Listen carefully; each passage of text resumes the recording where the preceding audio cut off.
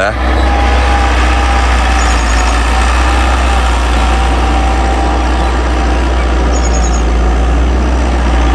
ਚੌਰੀ ਦਾ ਹੱਥ ਗਰਮ ਆ ਭਾਈ।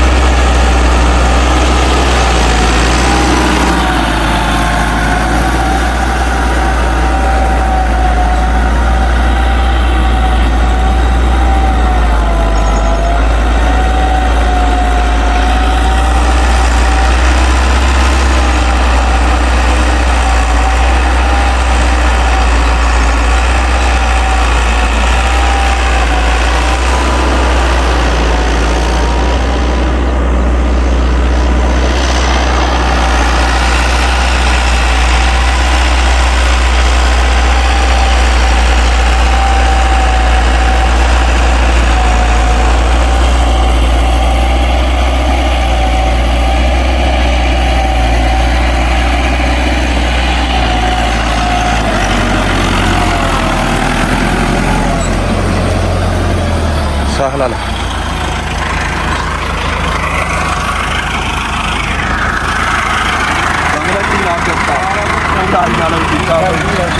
जनाब मौजूद है आप चौरी माजद साहब को इन्होंने फार्म से माशाल्लाह जी इन्होंने को 2-3-2.5 मरबे का इन्होंने को जिम्मेदार है जी तो ट्रैक्टर लैके चौर साहब नवी नाल चौर साहब मुबारक हो चौर साहब 2024 मॉडल ट्रैक्टर लैके आए जी।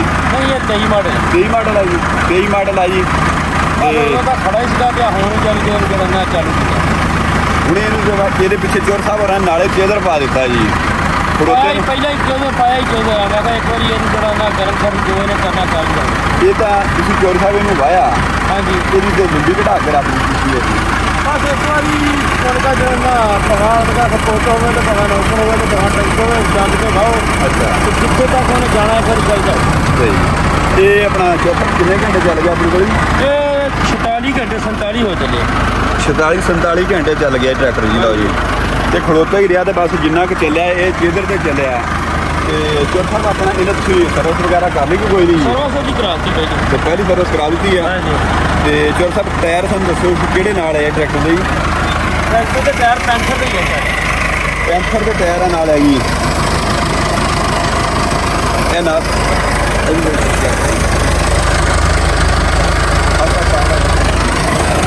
अच्छा चौर साहब तुम ये दसो सानू भी इन्होंने 23 मॉडल लैके इन्होंने कंपनी में कोई चेंजिंग वगैरह की है या कि नहीं कोई चेंजिंग नहीं है कोई चेंजिंग नहीं बिल्कुल सेम वही है बिल्कुल सही बाकी तुम इन्हों तो हॉलैंड भी तुहाडे कोल है फ्री ट्रैक्टर जी ये ट्रैक्टर ਇਹਦੀ ਨਿਸਬਤ ਥ੍ਰੈਸ਼ਰ ਦਾ ਬਹੁਤ ਬਾਦਸ਼ਾਹ ਟਰੈਕਟਰ ਹੈ। ਅੱਛਾ ਜੀ ਹਾਂ ਰੋਟਾਵੇਟਰ ਦਾ ਵੀ ਚੰਗਾ ਟਰੈਕਟਰ ਹੈ ਚੰਗਾ ਟਰੈਕਟਰ ਬਹੁਤ ਖਾਸ ਕਰ ਜਿਹੜਾ ਹੁਣ ਗਾਜੀ ਆ ਰਿਹਾ ਨਾ ਬਹੁਤ ਚੰਗੇ ਆ ਰਹੇ। ਸਹੀ ਇਹ ਜਿਹੜਾ ਮਿਲਣ ਵਾਲਾ ਫਿਰ ਤੁਸੀਂ ਕੀ ਚੌਕ ਕੀਤਾ ਜੀ ਬਸ ਮਿਲਤ ਦਾ ਉਹਦਾ ਸ਼ੁਰੂ ਤੋਂ ਫੀਟ ਚਲਾਏ ਬਸ ਹੁਣ ਹੀ ਉਹਦਾ 10 ਸਾਲ ਹੋ ਗਏ ਉਹਦਾ ਇਸ ਪਾਸੇ ਮੋੜਾ ਹੈ ਜੀ ਜੀ तो ठीक है बहरहाल उनका हालत धुआं शुआं काफ़ी दिखा रहा हूँ अल्लाह खैर करे इनको थोड़े और चला के चेक करते हैं फिर कोई इतना करते हैं टैबट टूट होने वाली हो गया है तो बहरहाल हाले धुआं ना कार के घट मारता पाया तो पहले गेट ज़्यादा मारता ये उठिए तो किन्ने 7 फाड़ा 7 फाड़ा साहब कहते हैं ये 7 फाड़ा कोड है जी फुल फिटे थले चल रहा धड़ा धड़ तो बाकी दोबारा जब साहब मशीन का 2 चक्कर सन लिया के दोबारा चेक करवाया जी।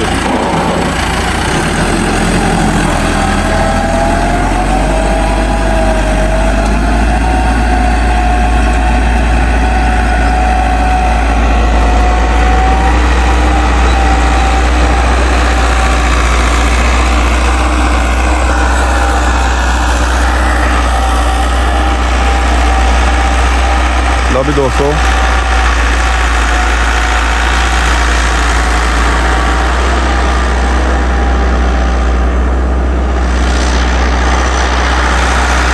ट्रैक्टर जो भी काफ़ी ज़्यादा धुआं मार रहा कहने टैबलेट वगैरह कराए आ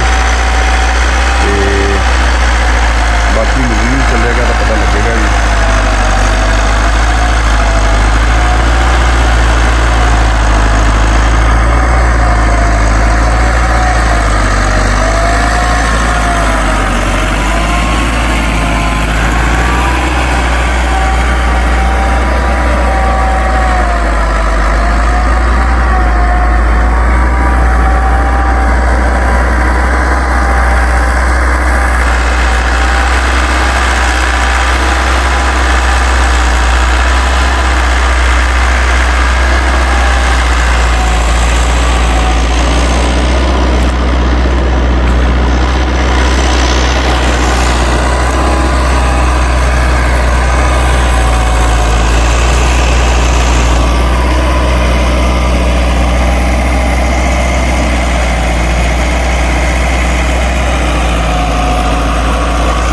ਓਕੇ ਜੀ, ਥੈਂਕਸ ਫਾਰ ਵਾਚਿੰਗ ਪੰਜਾਬੀ ਬਟੂ ਜੀ।